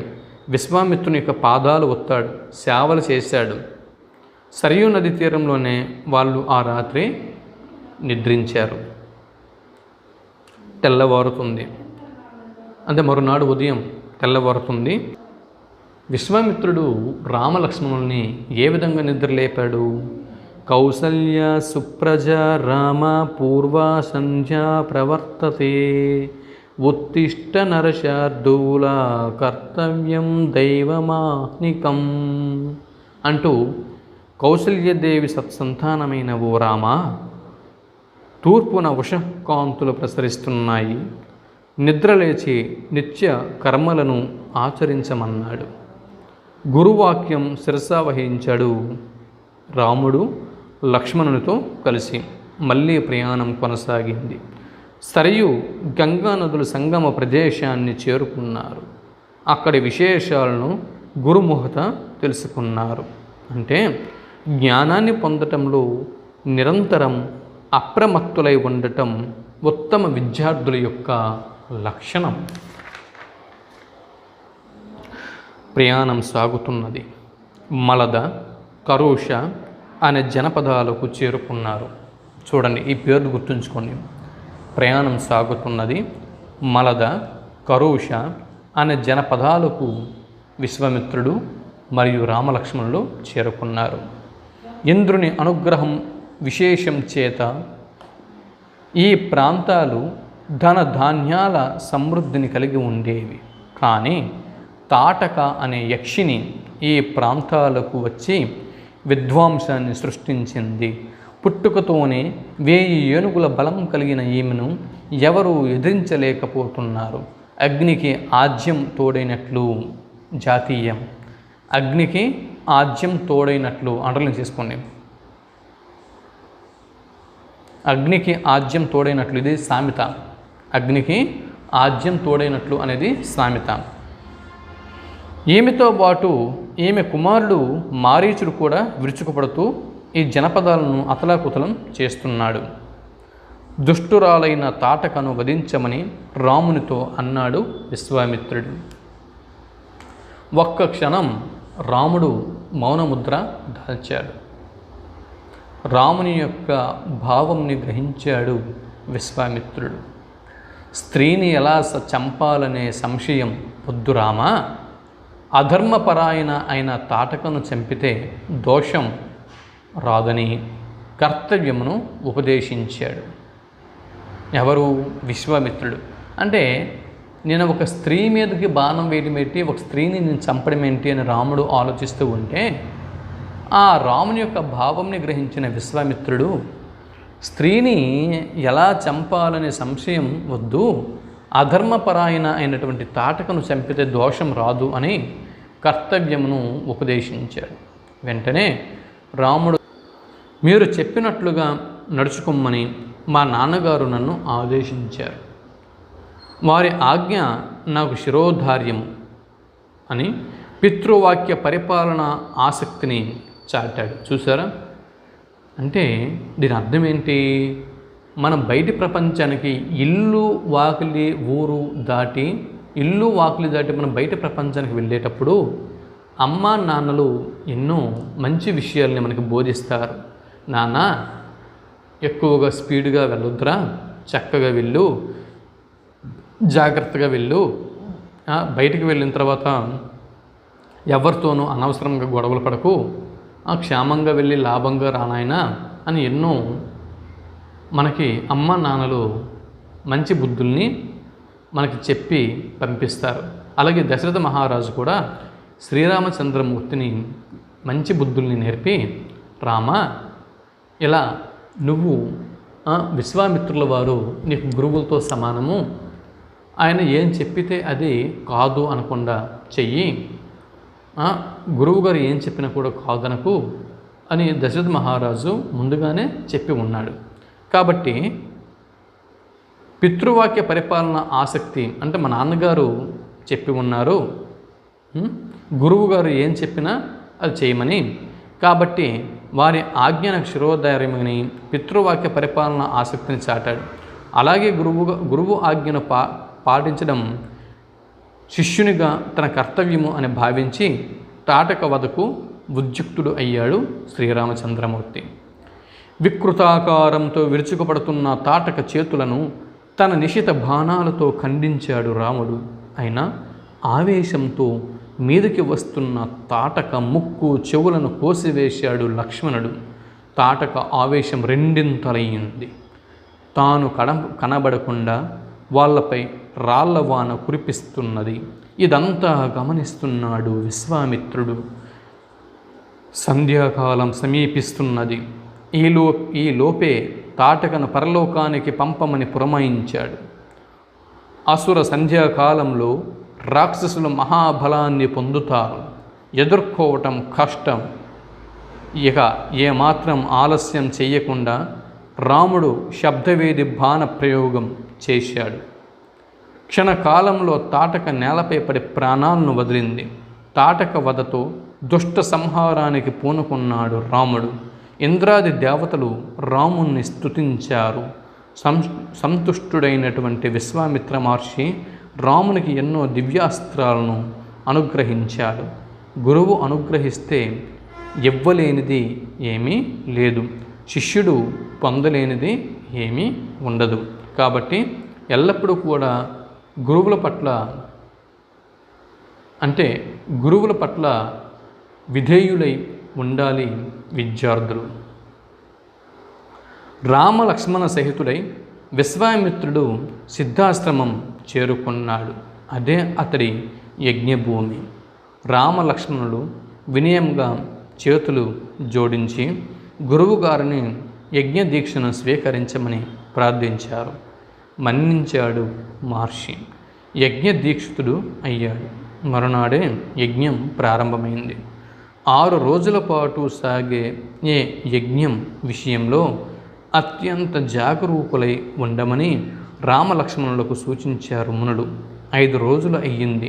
కంటి మీద కునుకు లేకుండా యజ్ఞాన్ని కాపాడుతూ ఉన్నారు రామలక్ష్మణులు. చూసారా, కర్తవ్యాన్ని నెరవేర్చడంలో ఎంత నిష్ట ఉండాలి అంటే మనం జేఆర్ఎఫ్కి, నెట్కి, జేఎల్స్కి, డిఎల్స్కి వీటికి ప్రిపేర్ అవుతున్నామంటే అది సాధించే వరకు అంటే మన కర్తవ్యం ఏంటి, వాటిని సాధించడమే మన యొక్క ముందున్నటువంటి కర్తవ్యం. ఆ కర్తవ్యాన్ని నెరవేర్చడంలో మనకి ఒక నిష్ట ఉండాలి, కఠోర శ్రమ అనేది ఉండాలి. ఆ ఒక నిష్టతో ఏదైనా చేస్తే దాన్ని మనం సాధించగలం. కాబట్టి ఇలా కర్తవ్యాన్ని నెరవేర్చడంలో రాముడి వంటి నిష్ట మనం కలిగి ఉండాలి. చివరి రోజు ఉన్నట్టుండి ఒక్కసారిగా యజ్ఞకుండం నుంచి జ్వాలలు ఎగిసిపడ్డాయి. ఇది రాక్షసుల రాకకు సూచన. మారీచ, సుబాహులు అనుచరులతో వచ్చారు. యజ్ఞవేదిక పరిసరాలు రక్తవర్షంతో తడిసి ముద్దయ్యాయి. రాముడు శీతేశువు అన్న మానవాస్త్రాన్ని మారీచుడిపైకి ప్రయోగించాడు. దాని దెబ్బకు మారీచుడు 100 యోజనాల దూరం ఎగిరి సముద్రంలో పడిపోయాడు. స్పృహ కోల్పోయి గిరగిరా తిరుగుతూ కొట్టుకుపోతున్నాడు. మరో నిమిషంలో ఆగ్నేయ అస్త్రంతో సుబాహుని వక్షస్థలాన్ని వ్రక్కలు చేయడం అంటే బద్దలు కొట్టాడు. వాయువ్యాస్త్రంతో మిగతా రాక్షసుల భరతం పట్టాడు శ్రీరామచంద్రుడు. రాక్షస బాధ తొలగింది. యజ్ఞం నిర్విఘ్నంగా జరిగింది. విశ్వామిత్రుడు సంతోషించాడు. అంటే సమర్థులైన శిష్యులను చూసి ఏ గురువు సంతోషించడు చెప్పండి. మరునాడు ఉదయాన్నే రామలక్ష్మణులు విశ్వామిత్రుని ఎదుట వినయంతో నిలిచారు. ఇంకా ఏమి చెయ్యాలో ఆజ్ఞాపించమన్నారు. విశ్వామిత్రుడు, ఓ రామ, మిథిలా నగర ప్రభువు పరమ ధార్మికుడు అయిన జనక మహారాజు ఒక యజ్ఞాన్ని సంకల్పించాడు. మనం అక్కడికి వెళ్దాం. అక్కడ అద్భుతమైన ఒక మహాధనస్సు ఉంది, నీవు చూడవచ్చు అని అన్నాడు. సంసిద్ధులయ్యారు రామలక్ష్మణుడు. మునిని అనుసరిస్తూ మిథిలా వైపుగా ముందుకు సాగుతున్నారు. అడుగులతో పాటు మాటలు సాగుతున్నాయి. రాముని కోరిక మేరకు తమ వంశ పుట్టు పూర్వోత్తరాలను వివరించాడు విశ్వామిత్రుడు. ఆ రాత్రి శోనా నదీ తీరంలో విశ్రమించారు. చూడండి, అంటే మిథిలా నగరానికి వెళ్ళే దారిలో ఉన్నటువంటి నది ఏంటండి? శోనా నది. మరునాడు పవిత్ర గంగా నదిని దర్శించారు. స్నానాలు ఆచరించి విద్యుక్త ధర్మాలను నెరవేర్చారు.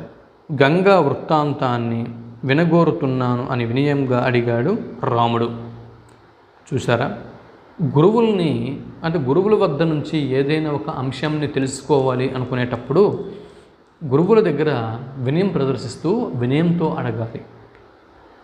కాబట్టి వినయంగా అడిగాడు, వినిపించాడు విశ్వామిత్రుడు. చూశారా, జిజ్ఞాసువులైనటువంటి శిష్యులు విజ్ఞాని అయినటువంటి గురువు. ఇక జ్ఞాన ప్రసారానికి అడ్డు ఉంటుందా? ప్రతి తెలియని విషయాన్ని తెలుసుకోవాలి అనే జిజ్ఞాస రామలక్ష్మణుల్లో ఉంది. అటువంటి శిష్యులు ఇక్కడ ఉన్నారు. మరి అన్ని విషయాలు నువ్వు ఏ విషయం అడిగినా కూడా చెప్పడానికి నేను రెడీగా ఉన్నాను అని అంటే మొత్తం విజ్ఞానానికి కని అయినటువంటి గురువు పక్కన ఉన్నారు. కాబట్టి అంత విజ్ఞానం, అంత నాలెడ్జ్ ఉన్నటువంటి గురువులు దగ్గర ఉన్నప్పుడు ఆ గురువుల యొక్క సేవలను శిష్యులు వినియోగించుకోవాలి. అంత జ్ఞాని అయినటువంటి విశ్వామిత్రుడు రాముడికి దొరికాడు కాబట్టి రాముడు గురువుని వినియోగించుకుంటున్నాడు. చూసారా? జిజ్ఞాసువులైన శిష్యులు విజ్ఞాని అయిన గురువు ఇక జ్ఞాన ప్రసారానికి అడ్డు ఉంటుందా? పాతాళంలో బూడిద కుప్పలే పడి ఉన్నటువంటి తన పితరులు అయినటువంటి సగర పుత్రులకు ఉత్తమ గతులు కల్పించటానికి సంకల్పించాడు భగీరథుడు. అందుకు ఒకటే మార్గం ఉంది. సురగంగను వారి బూడిద కుప్పలపై ప్రవహింపచేయటం. కానీ ఆకాశంలోని గంగను పాతాళానికి దింపటం ఒక పట్టాన జరిగే పనేనా? అయినా దృఢ సంకల్పానికి అసాధ్యమైనది లేదు. భగీరథుడు తీవ్రమైనటువంటి తపస్సు చేశాడు. బ్రహ్మను, శివుణ్ణి మెప్పించాడు. ఎన్ని అడ్డంకులు ఎదురైనా సంకల్పం నుంచి పక్కకు తప్పుకోలేదు. గంగను పాతాళం దాకా తీసుకువెళ్ళటంలో సఫల మనోరథుడు అయ్యాడు భగీరథుడు. చూసారా? అందుకే పట్టుదల విషయంలో భగీరథ ప్రయత్నం అన్న జాతీయం ఏర్పడింది. భగీరథుని వంశంలోని వాడే రాముడు. గంగావతరణాన్ని గురించి విశ్వామిత్రుడు రాముడికి చెప్పడంలో ఒక ఆంతర్యం ఉన్నది. తన పూర్వీకులు ఎంతటి గొప్పవారో తెలుసుకొని దానికి అనుగుణంగా రామలక్ష్మణులు నడుస్తారు అన్న ఉద్దేశంతో చెప్పాడు. పితరుల పట్ల ఎంత భక్తి ప్రవక్తులు ఉండాలో తెలుపడం, పట్టిన పనిని ఫలవంతమయ్యే వరకు పట్టుదల ఎలా ఉండాలో చెప్పటం. అయితే ఇవన్నీ నేరుగా చెప్పలేదు విశ్వామిత్రుడు, అయినా ఆంతర్యాన్ని గ్రహించాడు రాముడు. ఇదే ఉత్తమ గురు శిష్యుల వ్యవహారం. మిథిలానగర సమీపానికి చేరుకున్నారు విశ్వామిత్ర రామలక్ష్మణుడు. అక్కడ ఒక ఆశ్రమాన్ని చూశాడు రాముడు. అది పాతది అయినా అందంగా అగుపిస్తున్నది. కానీ జనసంచారమే లేదు. ఏమిటి చిత్రమని అడిగాడు రాముడు. అది గౌతమ మహర్షి ఆశ్రమమని ఆ కథనంతా వివరించాడు విశ్వామిత్రుడు. మహా తపస్సంపన్నుడైన గౌతమ మహర్షి తన భార్య అయిన అహల్యతో ఈ ఆశ్రమంలో ఉండేవాడు. ఒకానొక సందర్భంలో అహల్య అపరాధం చేసింది అని భావించి ఆగ్రహోదగ్రుడు అయ్యాడు గౌతముడు. వేల సంవత్సరాలు అన్న పానాదులు లేక వాయువునే ఆహారంగా తీసుకుంటూ ఈ ఆశ్రమంలోనే బూడిదలో పడి ఉండమని ఆమెను శపించాడు. ఎవ్వరికీ కనబడకుండా ఉంటావు అని అన్నాడు. రాముని రాకతో శాప విముక్తి కలిగి నిజ రూపాన్ని పొందుతావు అని అన్నాడు. రామ, గౌతమాశ్రమంలో కాలు మోపి అహల్యకు శాప విముక్తి కలిగించు అని విశ్వామిత్రుడు ఆజ్ఞాపించాడు. చుట్టూ బూడిద ఆవరించి ఉండి, చూసారా? ఇక్కడ విశ్వామిత్రుడు మనకి ఈ కథ ప్రారంభంలో మనకు అనిపిస్తుంది. అదేంటిది, విశ్వామిత్రుడు ఎంతటి ముక్కోపి. తన విశ్వామిత్రుడు యజ్ఞం చేస్తున్నాడు. యజ్ఞ సంరక్షణకు ఎవరో ఒకరి సరిపోదు కదా, దశరథ మహారాజు సరిపోదు కదా. రాముడే కావాలని ఎందుకు పట్టుబడుతున్నాడు? తన పట్టు వదలచుగా అని మనకు అనిపిస్తుంది ప్రారంభంలో. విశ్వామిత్రుడు కావాలని రాముణ్ణి ఎందుకు ఎంచుకున్నాడు అంటే విశ్వామిత్రుడికి తెలుసు ఏంటి ఇదంతా కూడా అంటే ఇక్కడ విశ్వామిత్రుడి యొక్క ఆంతర్యం ఏమిటి? ఇక్కడ రాముడి కోసం సీతాదేవి మిథిలా నగరంలో పుట్టి ఉంది. సీతాదేవిని రాముణ్ణి కలపాలి, ఇది ఒక కార్యం. రెండోది, ఇక్కడ గౌతమ మహర్షి ఆశ్రమంలో రాయిగా పడి ఉన్నటువంటి అహల్యకు శాప విముక్తి కల్పించాలి. ఈ రెండు విశ్వామిత్రుని యొక్క ఆంతర్యంలో ఉన్నాయి. గురువులు ఏవి కూడా నేరుగా మనకు చెప్పరు. కాబట్టి ఈ రెండింటినీ ఆంతర్యంలో మనసులో పెట్టుకొని విశ్వామిత్రుడు నేరుగా దశరథుని యొక్క సభా మంటపంకి వస్తాడు. వచ్చి ఆడ అంటే అప్పటికి ఏ టాపిక్ నడుస్తుంది సభా మంటపంలో అంటే సభలో ఏ టాపిక్ నడుస్తుంది? తన పిల్లలైనటువంటి రాముడికి, లక్ష్మణుడికి, భరతుడికి, శత్రుఘ్నుడికి యవ్వనం వచ్చింది కాబట్టి పెళ్లి చెయ్యాలి అన్న ఆలోచనలో సభలో దశరథుడు కొలువు తీర ఉన్నాడు.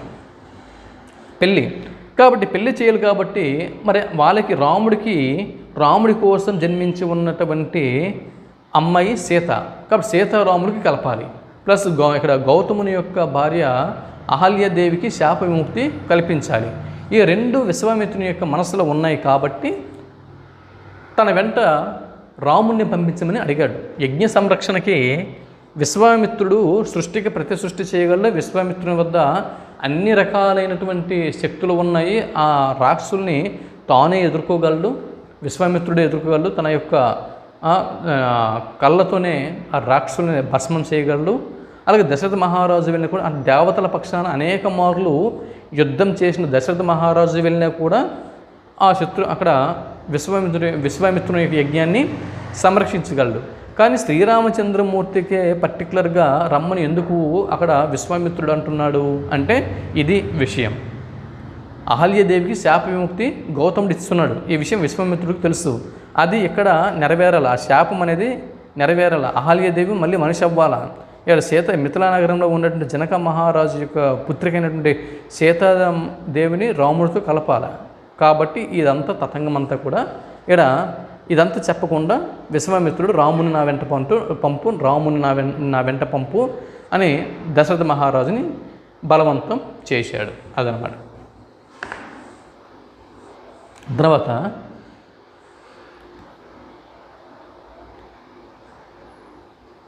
చుట్టూ బూడిద ఆవరించి ఉండి కఠోర దీక్షలు ఉన్న అహల్య పొగ కొమ్ముకున్న అగ్ని తేజస్సులో ఉంది.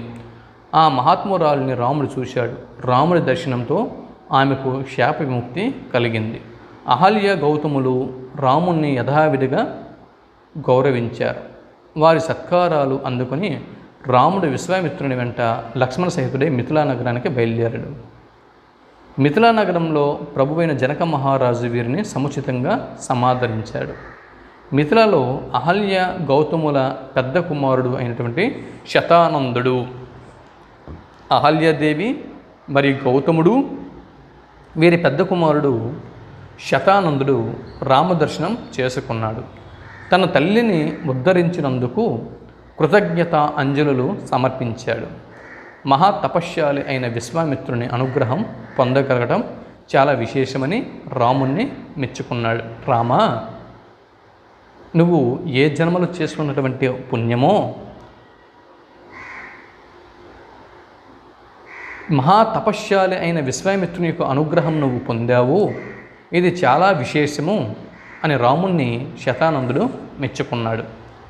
విశ్వామిత్ర మహర్షి అసాధారణ శక్తి సామర్థ్యాలను విశ్వామిత్ర మహర్షిలో ఉన్నటువంటి అసాధారణ శక్తి సామర్థ్యాలని శతానందుడు రాముడికి వివరిస్తాడు.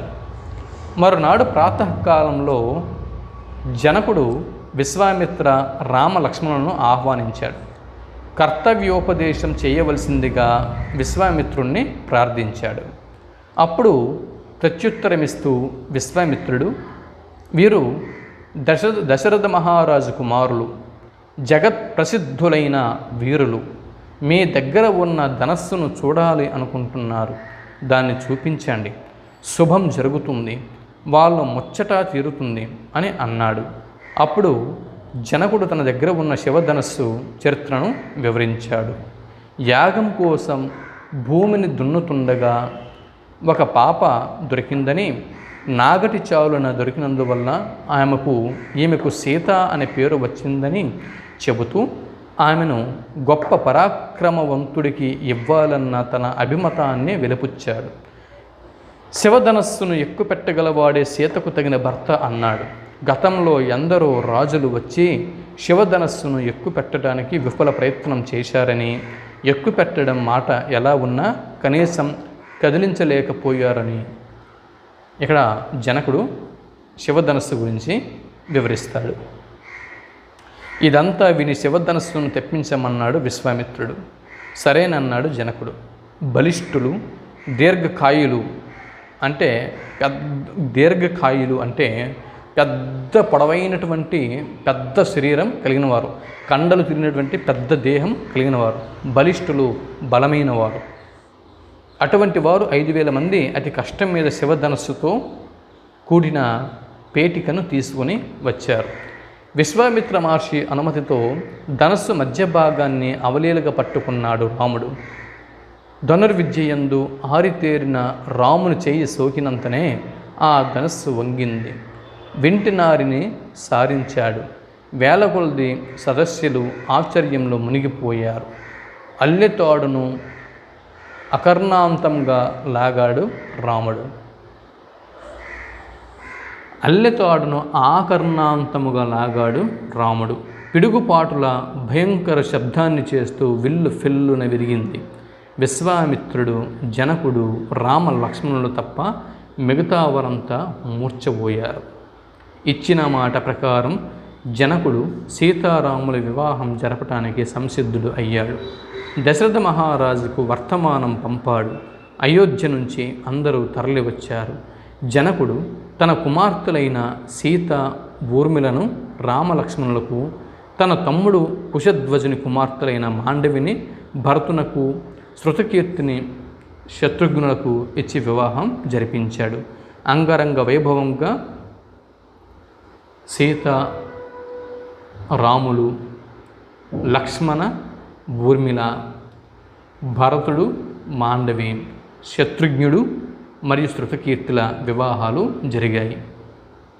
మరునాడు విశ్వామిత్ర మహర్షి కొత్త దంపతులను ఆశీర్వదించి దశరథ, జనక మహారాజులను వీడ్కొని హిమాలయ పర్వతానికి వెళ్ళాడు.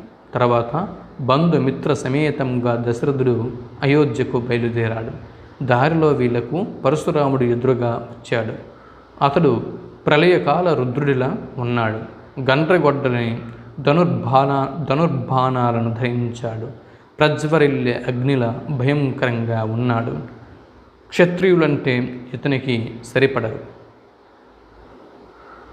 పూర్వం క్షత్రియుడైన కార్తవీర్య అర్జునుడు ఇతని తండ్రి అయిన జమదగ్నిని చంపాడు. అప్పటి నుంచి క్షత్రియ నిర్మూలనకి కంకణం కట్టుకున్నాడు. 21 సార్లు భూ ప్రదక్షిణం చేసి ఎంతోమంది క్షత్రియులని తన గండ్రగొడ్డలకి బలి చేశాడు. పరశురాముడు శ్రీరామునితో తన దగ్గర ఉన్న వైష్ణవ ధనస్సును ఎక్కుపెట్టమని సవాలు విసిరాడు. సరేనని రాఘవుడు అవలీలగా ఎక్కుపెట్టాడు. ఓటమిని అంగీకరించిన పరశురాముడు తక్షణమే మహేంద్ర పర్వతానికి వెళ్ళిపోయాడు. దశరథుడు సపరివారంగా అయోధ్యకు చేరుకున్నాడు. భరతుడు శత్రుఘ్నునితో మేనమామ వెంట తాతగారింటికి వెళ్ళాడు.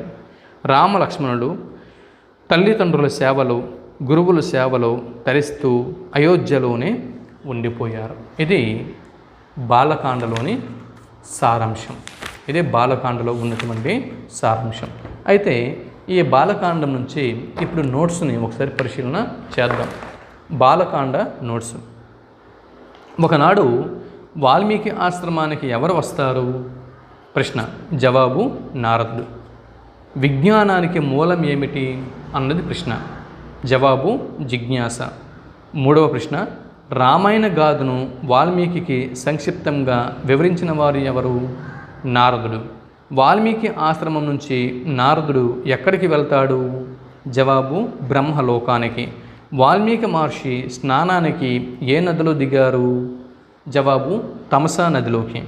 తమసా నది ఏ నదికి సమీపంలో ఉంది? జవాబు గంగా నదికి. తమసా నది మంచివాని మనస్సు వలె స్వచ్ఛంగా ఉంది. ఇది ఏ అలంకారము? జవాబు ఉపమాలంకారము. తర్వాత చూడండి. తమసా నదిలో స్నానం చేస్తున్న వాల్మీకి మహర్షికి ముచ్చట గొలిపిన దృశ్యం ఏమిటి? జవాబు క్రౌంచ పక్షుల అనురాగం. తర్వాత ప్రశ్న.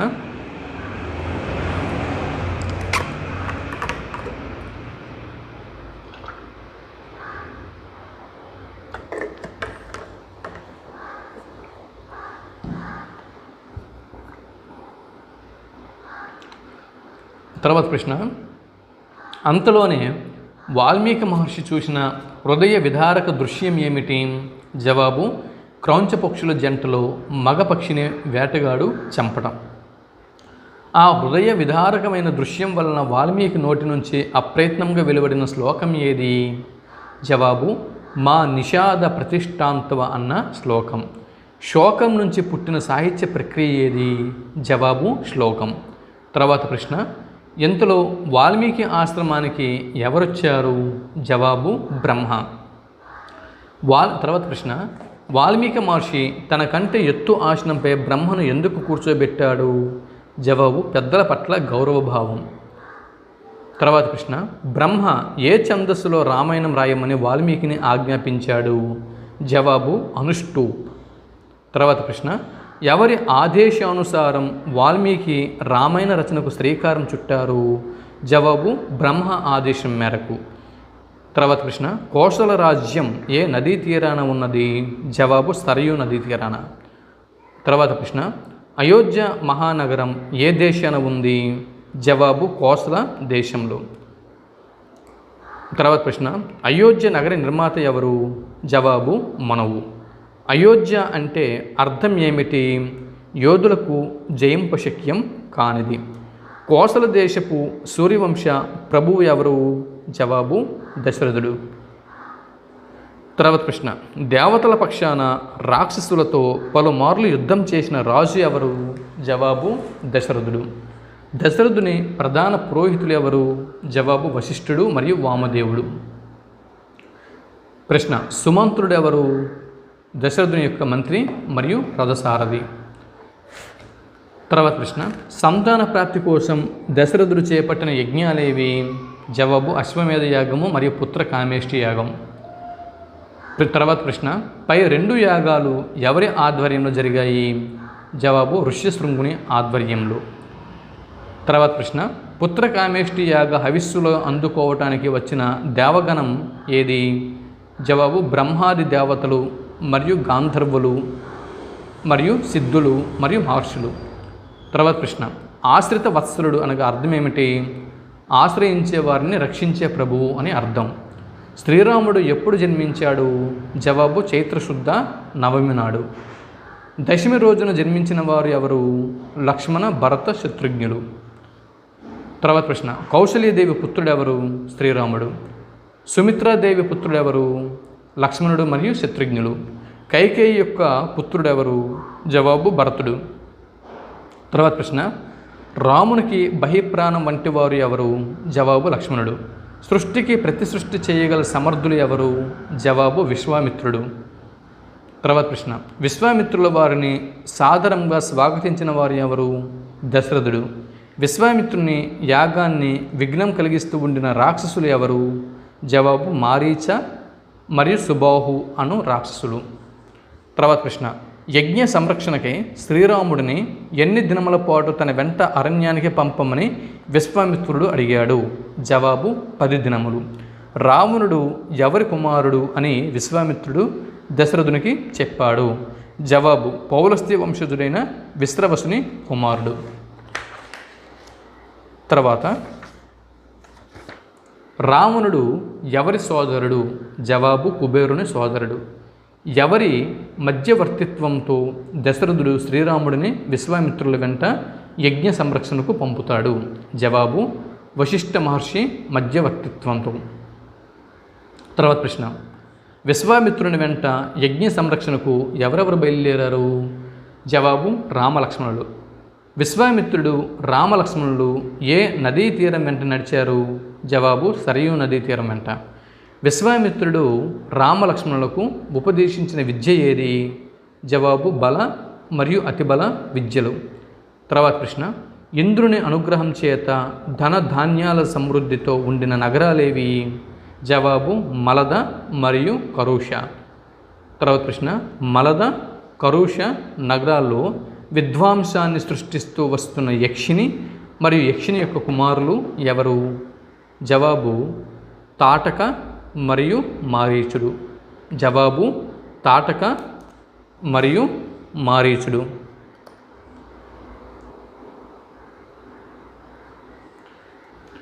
తర్వాత, రాముడు తాటకపై ప్రయోగించిన బాణం ఏది? శబ్దవేది. విశ్వామిత్రుని యజ్ఞభూమి పేరేమిటి? జవాబు సిద్ధాశ్రమం. విశ్వామిత్రుని యజ్ఞం ఎన్ని రోజులు నడిచింది? 6 రోజులు. శ్రీరాముడు మారీచునిపై ప్రయోగించిన బాణం ఏది? శీతేశువు అన్న మానవాస్త్రం. శ్రీరాముడు సుబాహును ఏ అస్త్రంతో వధించాడు? జవాబు ఆగ్నేయ అస్త్రంతో. మిగిలిన రాక్షస మూకపై శ్రీరాముడు ప్రయోగించిన అస్త్రం ఏది? వాయువ్య అస్త్రము. విశ్వామిత్రుని యజ్ఞము సంపూర్ణమయ్యాక విశ్వామిత్రుడు రామలక్ష్మణులు ఎటు ప్రయాణమయ్యారు? జవాబు మిథిలా వైపు. తర్వాత ప్రశ్న, పాకాలంలో బూడిద కుప్పలే పడి ఉన్న తన పితరులైన సగర పుత్రులకు ఉత్తమ గతులను కల్పించేందుకు సంకల్పించిన వారు ఎవరు? జవాబు భగీరథుడు. తర్వాత ప్రశ్న, ఆకాశ మార్గం నుంచి గంగను పాతాళం దాకా తీసుకువెళ్లడంలో సఫల మనోరథుడైన వారు ఎవరు? జవాబు భగీరథుడు. గంగావతరణ గురించి ఎవరు ఎవరికి చెప్పారు? జవాబు విశ్వామిత్రుడు శ్రీరాముల వారికి. తర్వాత ప్రశ్న, మిథిలా నగర సమీపంలో విశ్వామిత్ర రామలక్ష్మణులు ఎవరి ఆశ్రమాన్ని చూశారు? జవాబు గౌతమ మహర్షి ఆశ్రమాన్ని. తర్వాత ప్రశ్న, గౌతమ మహర్షి భార్య ఎవరు? అహల్యాదేవి. గౌతమ ముని శాపం కారణంగా శిలగా పడి ఉన్న అహల్యాదేవిని శాప విముక్తి కలిగించిన మహాపురుషుడు ఎవరు? జవాబు శ్రీరాముడు. గౌతమ మహర్షి అహల్యాదేవిల పెద్ద కుమారుడు ఎవరు? జవాబు శతానందుడు. విశ్వామిత్ర మహర్షి అసాధారణ శక్తి సామర్థ్యాలను శ్రీరాముడికి వివరించిన వారు ఎవరు? జవాబు శతానందుడు. శివధనుస్సు ఎక్కడ ఉంది? జవాబు జనక మహారాజు ఇంట మిథిలలో. శివధనుస్సు చరిత్రను శ్రీరాముడికి వివరించిన వారు ఎవరు? జవాబు జనక మహారాజు. తర్వాత ప్రశ్న, జనక మహారాజుకు సీతమ్మ ఎక్కడ దొరికింది? భూమిని దున్నుతుండగా నాగటి చాలున. శివధనస్సును వివరించి శ్రీరాముడు సీతను వివాహం చేసుకుంటాడు. తర్వాత ప్రశ్న, జనక మహారాజుని కుమార్తెలు ఎవరు? సీత మరియు ఊర్మిళ. జనక మహారాజుని తమ్ముడు కుశధ్వజుని యొక్క కుమార్తెలు ఎవరు? మాండవి మరియు శృతకీర్తి. శ్రీరాముని భార్య ఎవరు? సీత లేదా జానకి. లక్ష్మణుని భార్య ఎవరు? ఊర్మిళ. భరతుని భార్య ఎవరు? మాండవి. శత్రుఘ్నుని భార్య ఎవరు? శృతకీర్తి. తర్వాత పరశురాముని తండ్రి జమదాగ్ని మహర్షిని చంపిన వారు ఎవరు? జవాబు కార్తవీర్య అర్జునుడు. అందువల్ల క్షత్రియ సంహారానికి నడుం బిగించి 21 మార్లు భూ ప్రదక్షిణం చేసి ఎంతోమంది క్షత్రియులను తన గంట్రగొడ్డలకి బలి చేసిన వారు ఎవరు? జవాబు పరశురాముడు. శ్రీరామచంద్రమూర్తి నుంచి ఓటమిని అంగీకరించిన పరశురాముడు తపస్సు చేసుకోవటానికి ఎక్కడికి వెళ్ళిపోయాడు? జవాబు మహేంద్ర పర్వతానికి. శ్రీరాముని వివాహం అనంతరం తన బాధ్యతలను నిర్వర్తించి విశ్వామిత్రుడు ఎక్కడికి వెళ్ళిపోయాడు? హిమాలయాలకు తపస్సు చేసుకోవడం కోసం వెళ్ళిపోయాడు. వివాహం అనంతరం భరత శత్రుఘ్నులు ఎక్కడికి వెళ్ళారు? మేనమామతో తాతగారింటికి వెళ్తారు. ఇవి అయోధ్యకాండకు సంబంధించినటువంటి ఇవి అన్నీ కూడా బాలకాండకు సంబంధించినటువంటి ప్రశ్నలు, జవాబులు మరియు వరుస క్రమం. బాలకాండలో జరిగిన సంఘటనల యొక్క వరుస క్రమం అంటే రామాయణంలోని సంఘటనల్ని వరుస క్రమంలో రాయమని సెట్లో అడగొచ్చు. కాబట్టి ఇది మనం ఈ వీడియో ఒకసారి చూస్తే బాలకాండలో జరిగినటువంటి సంఘటనలు వాటి యొక్క వరుస క్రమంని మనం కొంతవరకు ఐడెంటిఫై చేయగలము. ఇదండి. తర్వాతి వీడియోలో మనం అయోధ్యకాండ గురించి తెలుసుకుందాం. అంతవరకు సెలవు. నమస్తే.